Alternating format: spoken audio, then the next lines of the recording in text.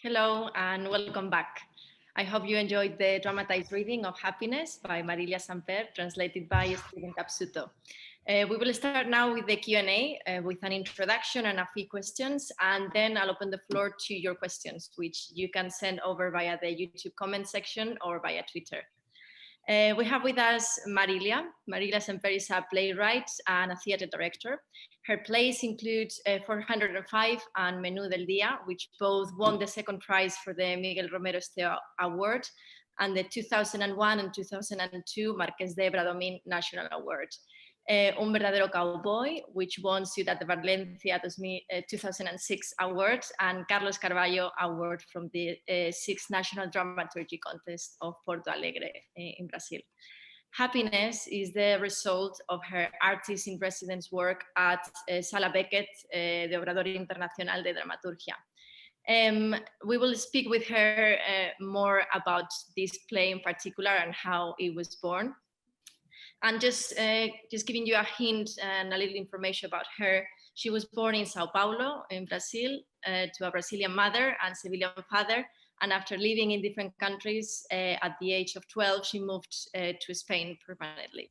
She studied acting at the Instituto del Teatro de Sevilla, and worked with various companies there. She then began to write, and with her first published and awarded text, she moved to Barcelona.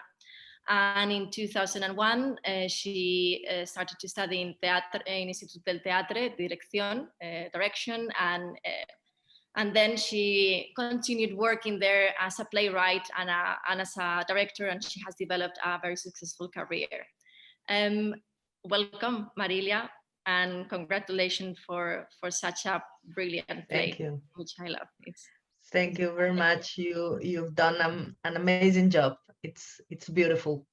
Thank you so much. It's been a pleasure. We also have with us Steven Capsuto. He is a full-time freelance translator who works from Spanish, Catalan, Portuguese, French, Galician, and Ladino into English. He earned his BA from Rutgers University, where he was one of the first students in the translation program.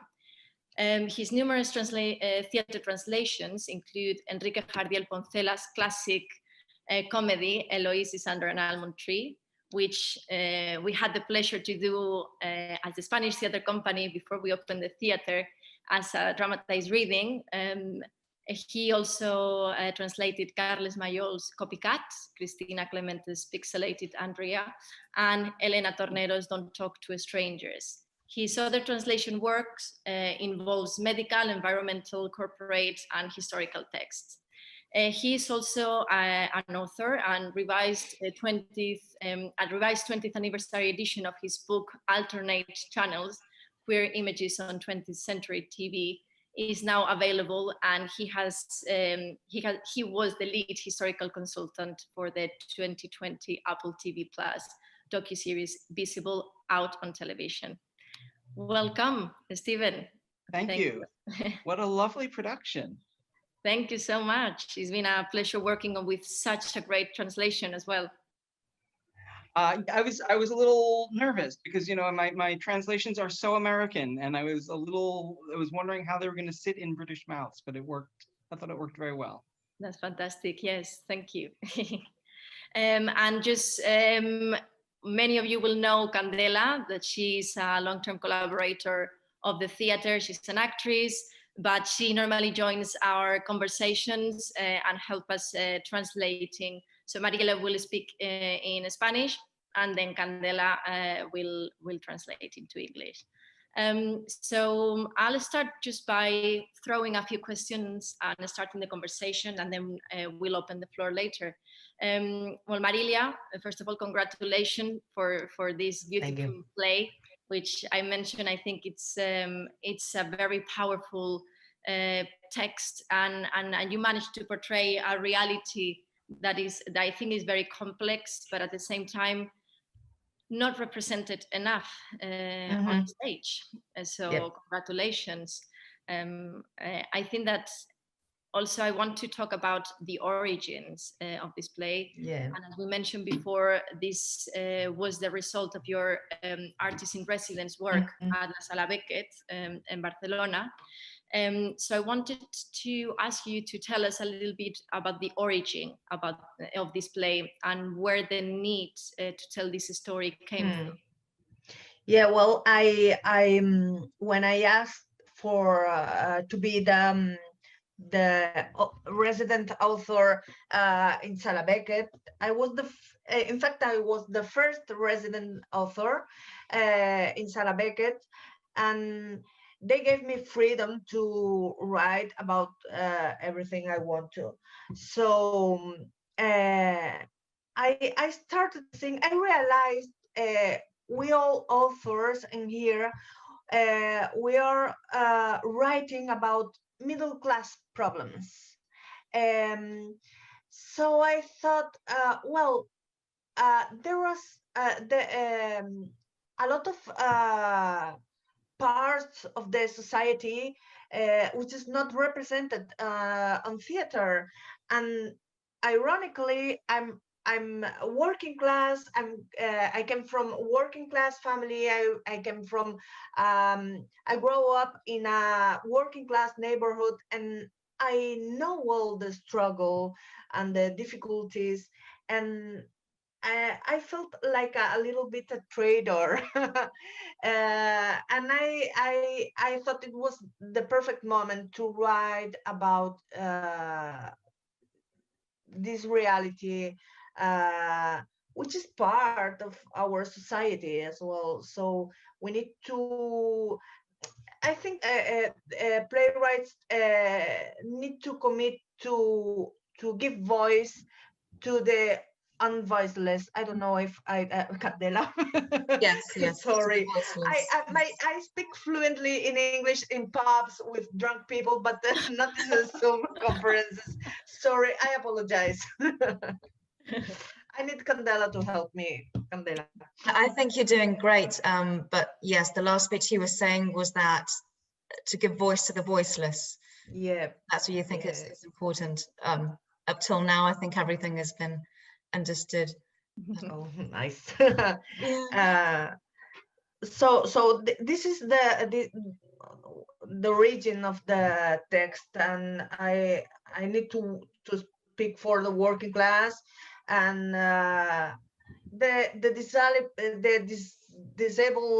disability thing came later, because I was trying to find the worst case scenario for a person to be poor and to be disabled, and because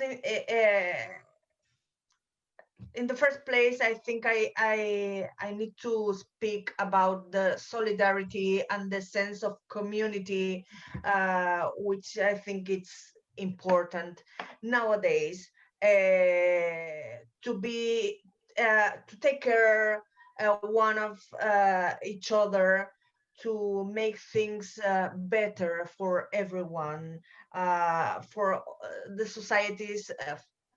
For a society to goes well, we need all together to be well, and it's our responsibility. And it's responsibility in first case is responsibility of the governments to take care for the most vulnerable people, because no one have not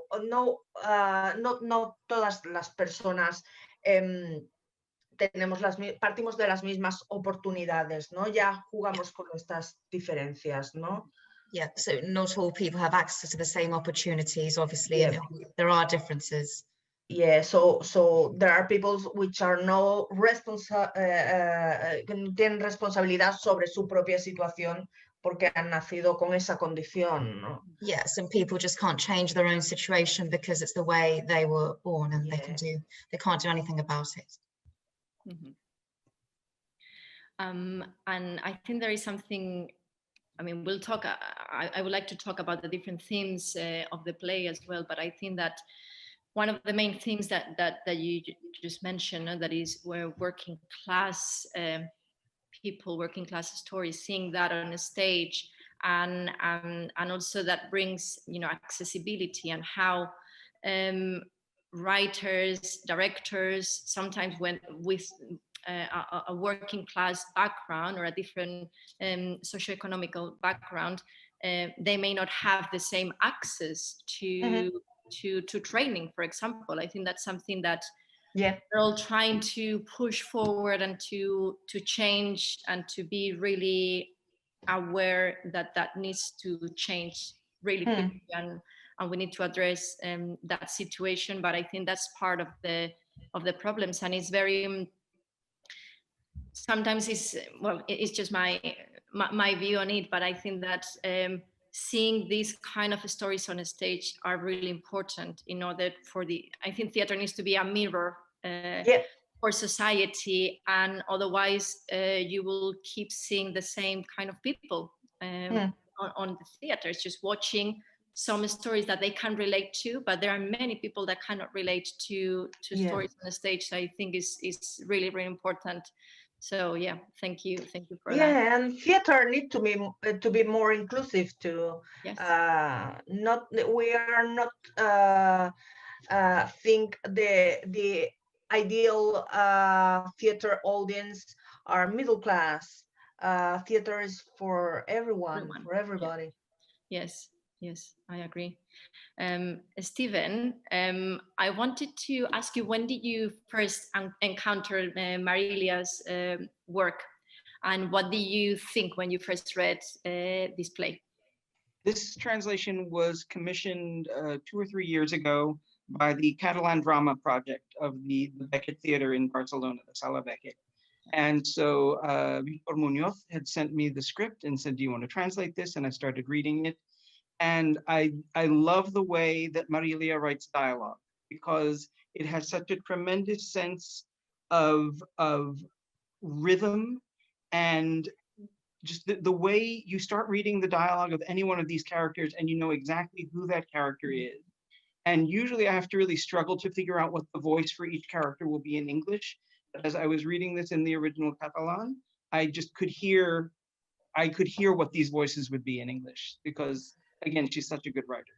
And so that was very helpful. Just a matter of just feeling the rhythms of the original and saying, all right, how do you do that in English? And make sure that it's something that is speakable by actors, because sometimes you have a sentence and there are 5 different ways you could say that in English. So you say them out loud and you say, that's the version that will work for an actor. No, and I think that worked. And I have to mention now, I was mentioning to you before that when we first read it, your wonderful translation, in these 2 days rehearsal that we had, everyone, all the actors mentioned how well it flowed, and I just want to say also to congratulate the cast, Moya, Leslie, Daniel Chrysostomus, Maria de Lima, and Howard Teal, because I think they've done a great job in this really short amount of time. And what you were saying, I think that a great translation is key for these kind of dramatized readings to work well, and to be able to show that to the audience. So yeah, that was great. Marilia, I wanted to ask you about the writing process of this play, because obviously they told you can write about anything. How was the writing process, and how was not only the writing process, but as you're a theater director as well, you directed your own production. So I guess that informs a lot the way you write, or the way you think, in order to stage that, or or how that changes also during the rehearsal process. So I want you to tell us a little bit about that. Yeah, in fact, I think this was the first text I didn't. I thought all time in the direction. So there's no. I think there's no didascalia There's no No, but- information. Yeah, sorry, because I need to necesitaba ahorrar tiempo, and the process, it was very strange. I think now I'm writing like a puzzle. Puzzle. I'm right on pieces, different pieces, and some way these pieces are going to put together. So, for example, the first scene I wrote for the play, it was the fight the argument with Vera and Julia. It's the first scene came to my mind because I think this scene represents very well the 2 points of view, two poor people with two different needs, and the question of the solidarity, it's on the table in this scene. So this is the first scene. I was never thought I was I will write a play with a narrator. I always hated narrators in theater, and now I find I need the narrator to put voice to the person who has no voice in the play. So it was like a trip. I don't know. It was very interesting. Yes, I have to say also that now that you mentioned that you wrote it in this kind of way, for me it doesn't feel it. I think it flows wonderfully, and that you've managed to really make that puzzle in a way that it fits very well. And now that you mentioned the figure of the narrator, and that the person that doesn't have a voice, and that suddenly we see him, we hear him, we can see, we can listen to his thoughts. I think that's also a brilliant idea. How did you come up with that idea? Well, it's not that romantic. I always need to explore something in writing. Mm-hmm. So I wanted to work with a character who que se convirtiera, se desdoblara en otros personajes, ¿no? A character that transforms into other characters. Yeah, I wanted to play with this con esa convención, ¿no? Intentar, bueno, buscar una fórmula nueva. She wanted to play with that concept and try to find a new formula. And probably when the disability problem came, was when I found the reason to have a character who plays so many characters, because it's the mind, the soul, the voice of a person who has no voice. So there was when I found the reason to be with a character like that in a play which is more or less realistic. I think I wanted to it happens in many plays of mine. I need to have a moment with a non-realistic, a more poetical moment to explain things we can explain with a reality. Reality is so weird. Yes, perfect. Steven, I wanted to ask you about the translation process. Mm-hmm. For this particular play, and if there were any challenges that you encountered along the way.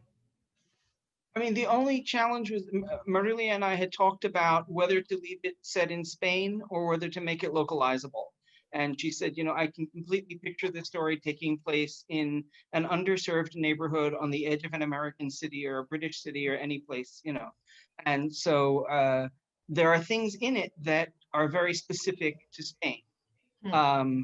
if you were doing it in the US, you would have to take out the reference to the butane because no one would know what that's about, right?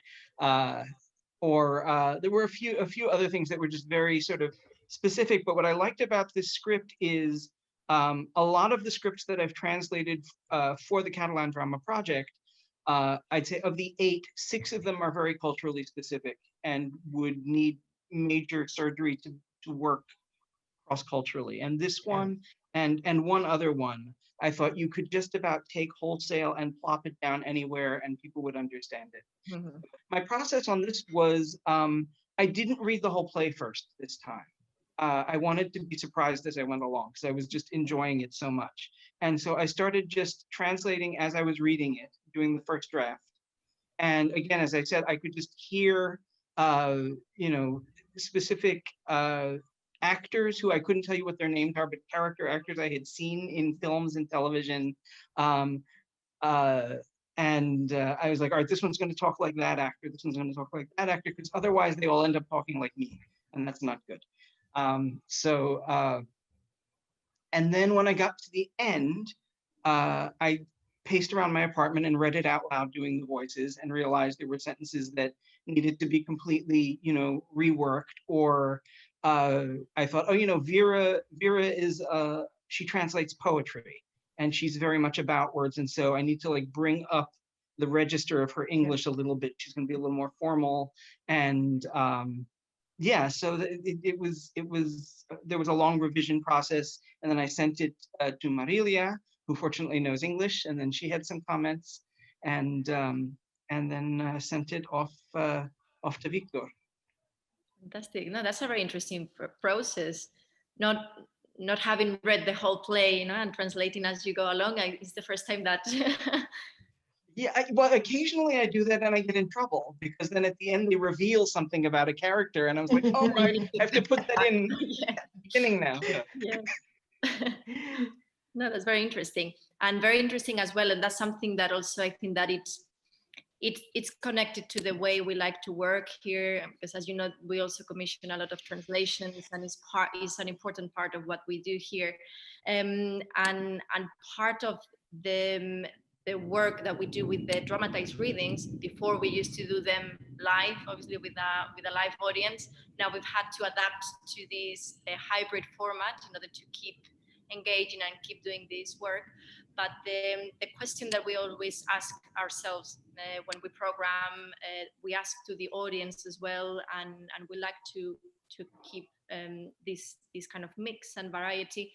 It's also about how the plays travel when they are very culturally specific, or when they are very how do you say, universal, and people. I think that we try to have a mix of both, because I think it's important to have that. And in this particular play, I think there is a mix within the play that, yes, is very culturally specific. And when you know a little bit about that background, that you understand very well the the language, the dynamics, but also I think that it has very universal themes that everyone can relate to.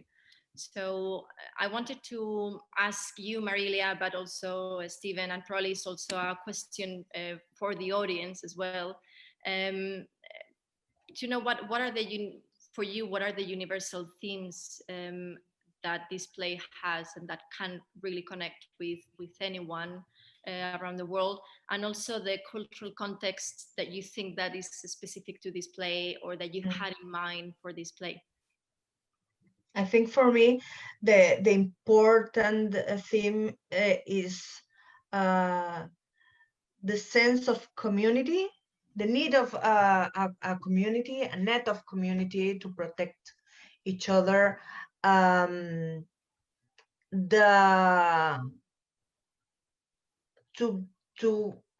respect and give opportunities to everyone, but to non-privileged people, like disabled people, for example.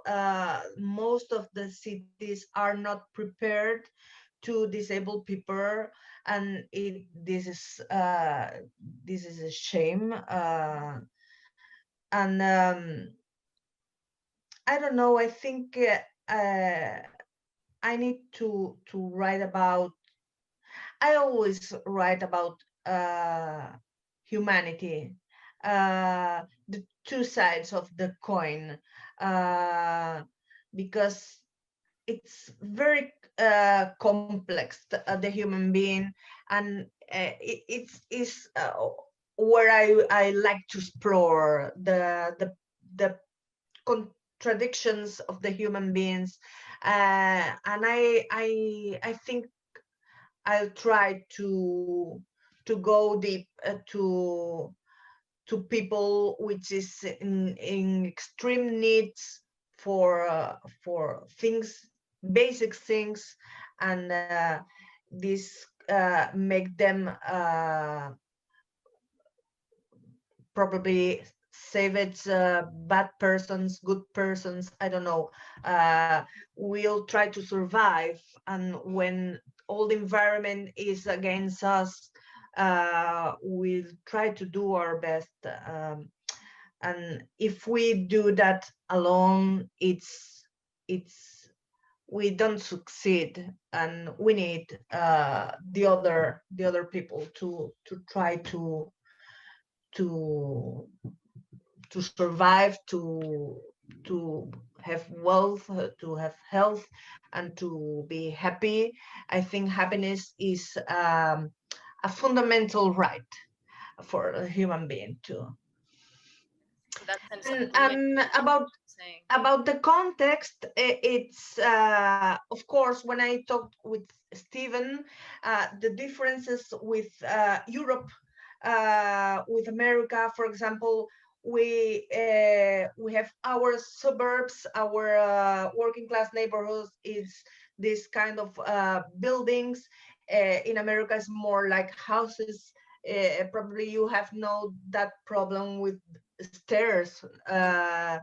So these barreras arquitectónicas, and architectural barriers that you may encounter here whilst not in. It's more here. It's more if you're still within the city, but on the edge of the city, right? I live in the northern end of Manhattan, in a building with 500 other people, and fortunately the building was built recently enough that there is a ramp, but and 2 elevators, so if one's but it's definitely still an issue with older buildings in this country. I was thinking, you were talking about what's very Spanish about this play, and it just struck me while you were talking that it's partly about a building's homeowners association, and that is so Spanish. Like there are whole movies like La Comunidad, or the classic sitcoms like Aquí no hay quien viva, and where the homeowners association is like the center of things. And I know people in Spain who say like the worst tragedy that can befall you is you could be voted big fights in these reunions. You can wind up on the board of your building, right? Experiences, and that's I'm trying to think, in U.S. culture and British culture, you don't see movies about residents associations, but it's perfectly relatable. It's just not something we're used to seeing. Yes, absolutely. Yeah, that's something that we were discussing in rehearsals as well. And I was trying to explain to the actors, the differences or what, because it's obviously here in the UK, there is something like the homeowners association, but yeah, that's true. And I need to say something. When I performed the play, I talked with happens with lots of people came to me to say they know this situation because an uncle, a grandma, and it's very common. And I don't know, I think I invented this situation because I thought it was absurd, all this distress because a ramp, and it was very common. It's insane. I had that situation in my family. I had that situation as well. Yeah. It's very common. Yeah. It is, and I think that's something also about accessibility. No, that is a very important issue that you talk about this play, and it's universal. It's something that we are all trying to work on, and also the issue about how you treat the disability and how you talk about cerebral palsy, which I think is such a very important issue, and is a big step in the right direction in terms of representation of disabilities on a stage, and the way that that Ellie's, that the character is written with a lot of complexity, also a lot of compassion, but without pity. I think that's I really like, and I think that's work that needs to be done. So one question for you both, I think, in this matter: do you think that theatre is moving in the right direction? Do you think that there is still a lot of work to be done? How do you see that, especially, for example, comparing with Spain, the United States? Do you see that on a stage?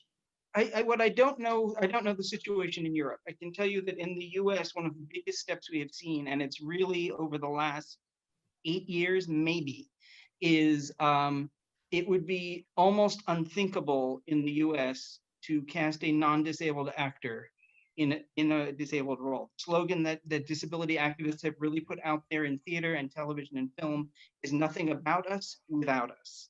And that's a huge thing. And the other thing that I've noticed has happened is you are just starting to see in the US, Broadway specifically, characters that are not written with disabilities, but an actor who has a disability, who is the best person for the role, gets the part. So the recent revival of Oklahoma, the woman who played Ado Annie was in a wheelchair. Now, to get that part, she had to be so much better than everyone else, right? It wasn't like, so there's still a ways to go, but we're seeing some level of inclusiveness, which is, I think, very important. Yes, no, I agree. And I think that also here in the UK, there is a lot of work being done in that direction. That was one of the biggest challenges for us in order to do this dramatized reading. Because normally when for example, last year we did a play by Paloma Pedrero, The Eyes of the Night, in which the main character happens to be blind. So for the production, we did it in both languages, in Spanish and in English, as we normally used to do here. And we casted 2 actors that are blind or partially blind, because we thought that it was very important. And we brought one actor from Spain. It was a fantastic experience, and obviously it's the right step. Obviously, for a dramatized reading, that was kind of the And Daniel is wonderful. He is wonderful. He was wonderful in the part. He's very talented, and I got a very nice note from him about the translation. Yes, a lovely surprise. Oh, fantastic! And I think that hopefully one of the things that I decided, and I spoke with Marilia to do, because taking advantage of the fact that we were filming it, was to film it also from the perspective, see the point of view of Ellie. So I think that hopefully that brings also a different access into his mind, into his thoughts, and the monologues. But yeah, Marilia, I think you wanted to say something. No, in Spain we are not in the same page. We already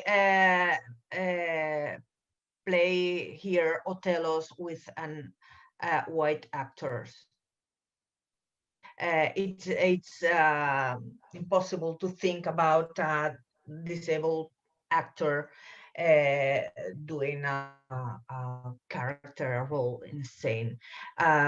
We have a problem here, and there are, in fact, there are some dance companies with disabled people doing an amazing job, but not in the theater. The theater is we did not the change with open the theater for other, I don't know, cultures and conditions. It's, yeah. I'm just seeing that we have a question from the audience. So from Brenda Bell, she says, what was the endearment nickname Vera called Julia? What does it mean?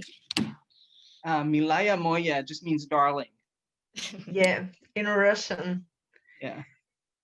Yeah.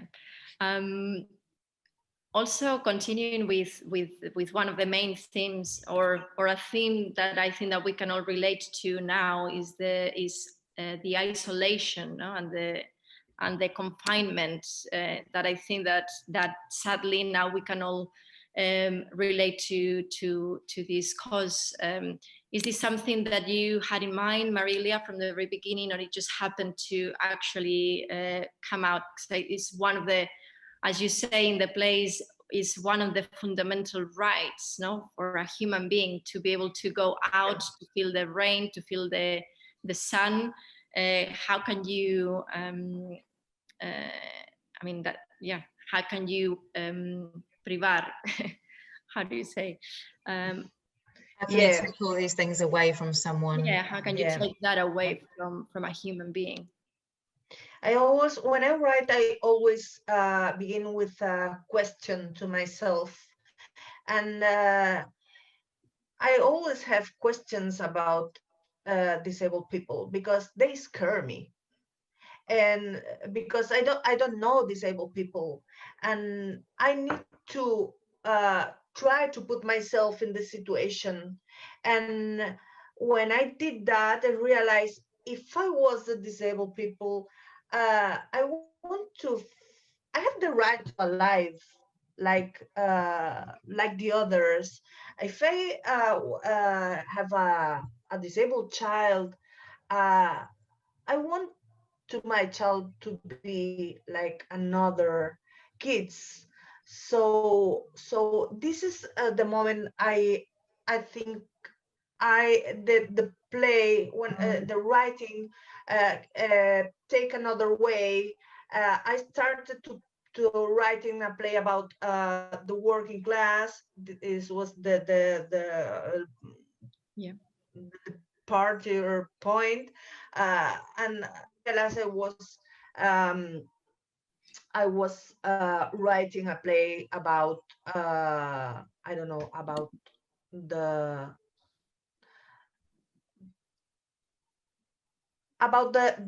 humanity for the human being. I don't know. I